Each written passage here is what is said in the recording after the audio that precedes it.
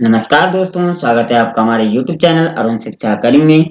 दोस्तों, आज हिंदी के स्मार्ट सेशन में हम NCERT class 10th Hindi series जो है इसके एमसीक्यू लेकर आए हैं। पद्यखंड का यह हमारा सेशन चल रहा है और पार्ट जो है 3 हम आज चला रहे हैं। इससे पहले हमने पार्ट 1 और पार्ट 2 पर चर्चा की थी, जिसमें हमने चैप्टर 1 से लेकर 4 तक हमने उसके एमसीक्यू तैयार किए थे। आज के इस पार्ट 3 में हम चैप्टर 5 उत्साह और अट नहीं रही है तथा चैप्टर 6 यह दंतुरित मुस्कान और फसल, इन पर चर्चा करने वाले हैं। इससे पहले के सेशन नहीं देखे हैं तो प्लेलिस्ट में जाकर के आप इनके सेशन भी देख सकते हैं, क्योंकि ये बेहद इंपॉर्टेंट होने वाला है आपके लिए बोर्ड एग्जाम के लिए, तथा अगर आप टीजीटी पीजीटी की तैयारी कर रहे हैं तो उसके लिए भी बेहद इंपॉर्टेंट होने वाला है। इससे पहले के सेशन में हमने 45 से लेकर के 90 क्वेश्चन तक चर्चा की थी। आज तीसरे पार्ट में हम पार्ट 3 में हम 91 से लेकर के इस पे चर्चा करने वाले हैं।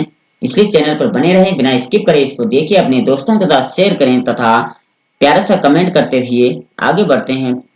91 क्वेश्चन की बात करें। कवि ने बादल का आह्वान क्यों किया है? गर्जन करने के लिए, मधुर राग सुनाने के लिए, वर्षा करने के लिए, छाया करने के लिए। 91 का राइट आंसर हो जाएगा आपका ए ऑप्शन, गर्जन करने के लिए। बात करते हैं क्वेश्चन नंबर 92 की। कविता में जल का बरसना किसका प्रतीक है? बारिश का होना, शांति और सुख की स्थापना, प्यास बुझाना, इनमें से कोई नहीं। राइट आंसर 92 का हो जाएगा आपका बी ऑप्शन, यानी शांति और सुख की स्थापना। बात करते हैं क्वेश्चन नंबर 93 की। कवि ने बादलों के हृदय में कैसी छवि बताई है? सुनहरी छवि, विद्युत छवि, पुष्प छवि, प्रातःकालीन छवि। राइट आंसर 93 का आपका हो जाएगा बी ऑप्शन, यानी विद्युत छवि। बात करते हैं क्वेश्चन नंबर 94 की। कवि बादल में किसका स्वर सुनाता है? रुदन का, क्रांति का, वेदना का, या कोई नहीं।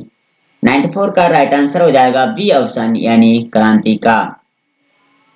क्वेश्चन नंबर 45 55 की बात करें। उत्साह कविता में कवि बादलों में से क्या आग्रह कर रहा है? बरसने का, छाए रहने का, कड़कड़ाने का, कोई इनमें से सभी। राइट आंसर हो जाएगा 95 का ए ऑप्शन, यानी बरसने का आग्रह कर रहा है।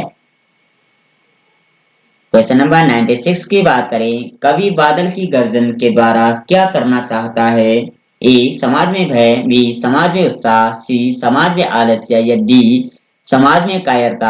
96 का राइट आंसर हो जाएगा आपका बी ऑप्शन, यानी समाज में उत्साह करना चाहता है। बात करें हैं क्वेश्चन नंबर 97 की। उत्साह कविता में कवि ने किसका आवाहन किया है? बादल का, पवन का, सूर्य का, वर्षा का। 97 राइट आंसर हो जाएगा ए ऑप्शन, यानी बादल का आवाहन किया है। 98 की बात करें। कवि बादलों के माध्यम से मानव को क्या प्रदान कराना चाहता है? धन, ज्ञान, जीवन की नई नई प्रेरणाएं, अतीत का इतिहास। राइट आंसर 98 का हो जाएगा सी ऑप्शन, यानी जीवन की नई नई प्रेरणाएं। बात करते हैं क्वेश्चन नंबर 99 की। कवि ने तप्त धरा के माध्यम से किस ओर संकेत किया है? जन सामान्य की पीड़ा, जलवायु परिवर्तन, अत्यधिक गर्मी, या वैश्विक तपन। 99 का राइट आंसर हो जाएगा ए ऑप्शन, यानी जन सामान्य की पीड़ा। क्वेश्चन नंबर 100 की बात करें। तप्त धरा का सांकेतिक अर्थ क्या है? गर्म धरती, सूखी धरती, दुखों से पीड़ित धरती, या कोई नहीं। 100 का राइट आंसर हो जाएगा आपका सी ऑप्शन, यानी दुखों से पीड़ित धरती। क्वेश्चन नंबर 101 की बात करते हैं। इससे पहले चैनल पर नहीं, प्लीज चैनल सब्सक्राइब जरूर करें, पुराने सेशन जरूर देख लीजिए, तभी जो है आपको आनंद आएगा और आपका हिंदी जो है वो कंप्लीट हो पाएगा। 101 की बात करें। कवि ने बादलों को किसकी कल्पना के समान बताया है? बालकों, कवि की, सैनिक की, व्यापारी की। 101 का राइट आंसर हो जाएगा आपका ए ऑप्शन, यानी बादलों की। बात करते हैं प्रश्न नंबर 102 की। कवि के अनुसार कौन व्याकुल थे? संसार के लोग, अमीर लोग, गरीब लोग, बच्चे। राइट आंसर है आपका 102 का ए ऑप्शन, यानी संसार के लोग। प्रश्न नंबर 103 की बात करें। कवि ने निदाद अर्थात भीषण गर्मी से किसकी ओर इशारा किया है? अधिक गर्मी, सांसारिक कष्ट, असफलता, ये एक कोई नहीं। 103 का राइट आंसर हो जाएगा आपका बी ऑप्शन यानी सांसारिक कष्ट। 104 की बात करें, विश्व के जन क्यों व्याकुल एवं परेशान थे? भूख के कारण, बीमारी के कारण, प्रियजनों से दूर जाने के कारण, भयंकर गर्मी के कारण। 104 का राइट आंसर हो जाएगा आपका डी ऑप्शन यानी भयंकर गर्मी के कारण। प्रश्न नंबर 105 की बात करें, फाल्गुन मास में कैसी हवाएं चल रही है? शुष्क, नमी युक्त, मादक, मंद मंद। 105 का राइट आंसर हो जाएगा सी ऑप्शन यानी मादक हवाएं चल रही है। प्रश्न नंबर 106 की बात करें, फाल्गुन मास में के आते ही वृक्ष के कैसे लगने लगते हैं? हरे भरे, पीले पीले, सूखे सूखे, पत्र विहीन। 106 का राइट आंसर हो जाएगा ए ऑप्शन यानी हरे भरे लग रहे हैं। प्रश्न नंबर 107 की बात करें, फाल्गुन मास के कारण लोगों के चेहरे पर क्या है? मायूसी, डर, दुख, खुशी। राइट आंसर हो जाएगा आपका 107 का डी ऑप्शन यानी लोगों के चेहरे पर खुशी है। 108 की बात करें, कवि की आंख कहां से नहीं हट रही है? प्राकृतिक सुंदरता से, धन दौलत से, अपनी रचना से, समाज की बुराइयों से। 108 का राइट आंसर हो जाएगा आपका ए ऑप्शन यानी प्राकृतिक सुंदरता से। बात करें प्रश्न नंबर 109 की, बादल अपनी गर्जन तर्जन से किसे घेर लेता है? समुद्र को, पृथ्वी को, आकाश को, कोई नहीं। राइट आंसर हो जाएगा क्वेश्चनों का सी ऑप्शन यानी आकाश को घेर लेता है। बात कर रहे प्रश्न नंबर 110 की, कवि ने बादलों को क्या कहकर पुकारा है? अज्ञात दिशा से आने वाले, बरसने वाले, ज्ञात दिशा से आने वाली, इनमें से कोई नहीं। राइट आंसर 110 का हो जाएगा आपका ए ऑप्शन यानी अज्ञात दिशा से आने वाले। प्रश्न नंबर 111 की बात करें, धराधर किसके लिए प्रयुक्त हुआ है? पृथ्वी, आकाश, समुद्र, बादल। राइट आंसर हो जाएगा आपका 111 का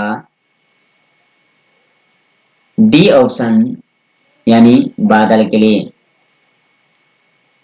112 की बात करें, किस महीने में चारों तरफ हरियाली छा जाती है? फाल्गुन मास, माघ मास, बैसाख मास, आषाढ़ मास। 112 का राइट आंसर हो जाएगा ए ऑप्शन यानी फाल्गुन माह में चारों तरफ हरियाली फैल जाती है।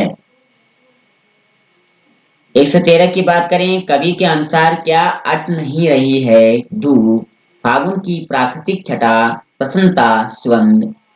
राइट आंसर 113 का हो जाएगा आपका बी ऑप्शन यानी फाल्गुन की प्राकृतिक छटा नहीं अट रही है। प्रश्न नंबर 114 की बात करें, कवि के अनुसार घर घर में क्या भर जाता है? धुआं, जल, फाल्गुन मास की शोभा, वर्षा का पानी। राइट आंसर 114 का हो जाएगा आपका सी ऑप्शन यानी फाल्गुन मास की शोभा। अब बात करते हैं चैप्टर 6 यानी यह दंतुरित, मुस्कान और फसल। इसके एमसीक्यू भी हम देख लेते हैं। इससे पहले चैनल पर नए हैं प्लीज चैनल सब्सक्राइब जरूर करें, प्यारा सा कमेंट करते हुए और अपने दोस्तों के साथ शेयर जरूर करें। पुराने सेशन भी जरूर देख लीजिए क्योंकि तभी जो आपका हिंदी कंप्लीट हो पाएगा। क्वेश्चन नंबर 115 की बात करें, कवि ने किसकी मुस्कान की को दंतुरित मुस्कान कहा है? वृद्ध, युवक, बच्चे, युवती। राइट आंसर हो जाएगा 115 का सी ऑप्शन यानी बच्चे की मुस्कान को दंतुरित मुस्कान कही है। प्रश्न नंबर 116 की बात करें, कवि को एकटक कौन निहार रहा है? लड़की, किसान, शिशु, मेहमान। 116 का राइट आंसर हो जाएगा सी ऑप्शन यानी शिशु यानी जो बच्चा है वो कवि को एकटक निहार रहा है।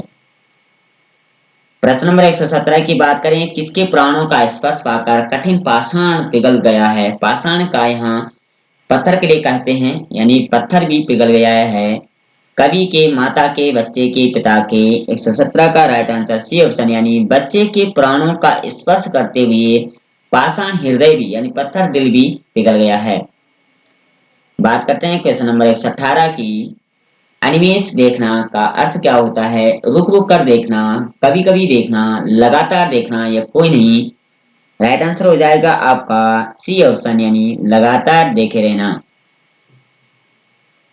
प्रश्न नंबर 119 की बात करें, कवि और छोटे बच्चे के परिचय का माध्यम कौन बनता है?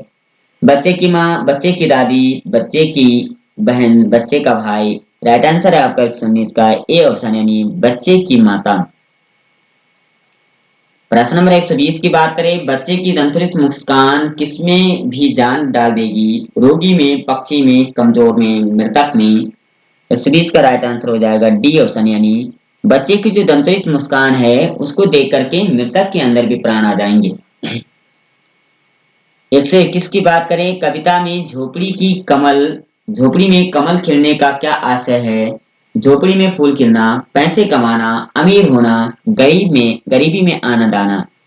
121 का राइट आंसर हो जाएगा डी ऑप्शन यानी झोपड़ी में कमल खिलने का अर्थ है गरीबी के समय में आनंद की प्राप्ति होना। प्रश्न नंबर 122 की बात करें, बच्चे की मुस्कान में किसे पिघलने की शक्ति है? बर्फ, क्रोध, कठोर व्यक्ति का मन, पत्थर। राइट आंसर हो जाएगा 122 का सी ऑप्शन यानी कठोर व्यक्ति का मन भी पिघलने की शक्ति रखता है। प्रश्न नंबर 123 की बात करें, जला जात किसे कहते हैं? बादल को। जल जात किसे कहते हैं? बादल को, वर्षा को, कमल को, मछली को। 123 का राइट आंसर सी ऑप्शन इसका हो जाएगा कमल को कहता है। जात मतलब उत्पन्न होना, जल मतलब पानी में, यानी कमल जो है उत्पन्न होता है। ठीक है, बात करें प्रश्न नंबर 124 की, किसकी अंगुलियां बच्चों को मदपर्क कराती रही है? कवि, माता की, बहन की, डॉक्टर की। 124 का राइट आंसर बी ऑप्शन यहाँ पे हो जाएगा, माता की अंगुलियां बच्चे को मदपर्क कराए है। प्रश्न नंबर 125 की बात करें, कवि को क्या छवि मान लगती है? धूप, छाया, बच्चे की मुस्कान, बच्चे की माँ। राइट आंसर 125 का हो जाएगा सी ऑप्शन यानी बच्चे की मुस्कान। बात करते हैं प्रश्न नंबर 126 की, फसल के उगने से में किसका योगदान रहता है? अनेक व्यक्तियों के शारीरिक परिश्रम का, खेतों की मिट्टी में गुणधर्म का, नदियों के जल का, उपरोक्त सभी। राइट आंसर 126 का हो जाएगा आपका डी ऑप्शन। ये सभी आंसर सही है यानी डी ऑप्शन इसका सही हो जाएगा। बात करते हैं प्रश्न नंबर 127 की, फसल की पैदावार किसके जादू के कारण होती है? काली संदली मिट्टी के मिश्रण द्वारा, रासायनिक खाद द्वारा, नदियों के पानी द्वारा, चांद की किरणों द्वारा। राइट आंसर 127 का हो जाएगा सी ऑप्शन यानी नदियों के पानी के द्वारा।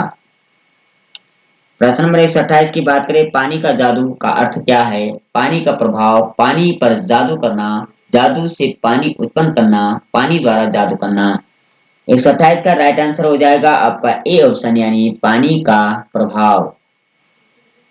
बात करें प्रश्न नंबर 129 की, पाषाण पिघलने से क्या तात्पर्य है? कठोर हृदय में दया उत्पन्न होना, पत्थर का गलना, पत्थर बनना, पत्थर से पानी बनना। राइट आंसर हो जाएगा 129 का ए ऑप्शन यानी कठोर हृदय में दया उत्पन्न होना। 130 की बात करें, फसल वस्तुतः किसके सहयोग का परिणाम है? प्राकृतिक और नदी के, नदी और सूरज के, प्रकृति और मनुष्य के, मनुष्य और मिट्टी के। 130 का राइट आंसर हो जाएगा आपका सी ऑप्शन यानी प्रकृति और मनुष्य के। बात करते हैं प्रश्न नंबर 131 की, कवि के अनुसार फसलें किनका बदला हुआ रूप है? खनिज लवणों का, बीजों का, पौधों का, सूर्य की किरणों का। 131 का राइट आंसर डी ऑप्शन यहाँ पे हो जाएगा सूर्य की किरणों का। प्रश्न नंबर 132 की बात करें, फसल कविता में कवि के ने पाठकों को किस विषय में अवगत कराया है? शारीरिक परिश्रम से, प्राकृतिक उत्पादनों से, वायु शुद्धता से, फसल निर्माण से। राइट आंसर 132 का हो जाएगा आपका डी ऑप्शन। बात करें प्रश्न नंबर 133 की, मिट्टी का गुणधर्म किसे कहा गया है? मिट्टी के गुणों को, मिट्टी की नमी को, मिट्टी की उपजाऊ शक्ति को, मिट्टी के धर्म को। राइट आंसर हो जाएगा आपका 133 का सी ऑप्शन यानी मिट्टी की उपजाऊ शक्ति को। बात करें प्रश्न नंबर 134 की, किसके कोटि कोटि हाथों में स्पर्श की गरिमा बताई है गई है? किसान, व्यापारी, कवि के, जनसाधारण के। राइट आंसर आपका 134 का हो जाएगा ए ऑप्शन यानी किसान के। बात करते हैं क्वेश्चन नंबर 135 की, कवि ने संदली शब्द का प्रयोग किसके लिए किया है? मिट्टी के लिए, फसल के लिए, पानी के लिए, वायु के लिए। 135 का राइट आंसर हो जाएगा आपका ए ऑप्शन यानी मिट्टी के लिए। इस सेशन का आखिरी क्वेश्चन होगा 136 नंबर। वायु का योगदान किन्हें बड़ा करने में होता है? बच्चों को, फसलों को, पेड़ों को, जानवरों को। बी ऑप्शन इसमें सही हो जाएगा, फसलों को बड़ा करने में।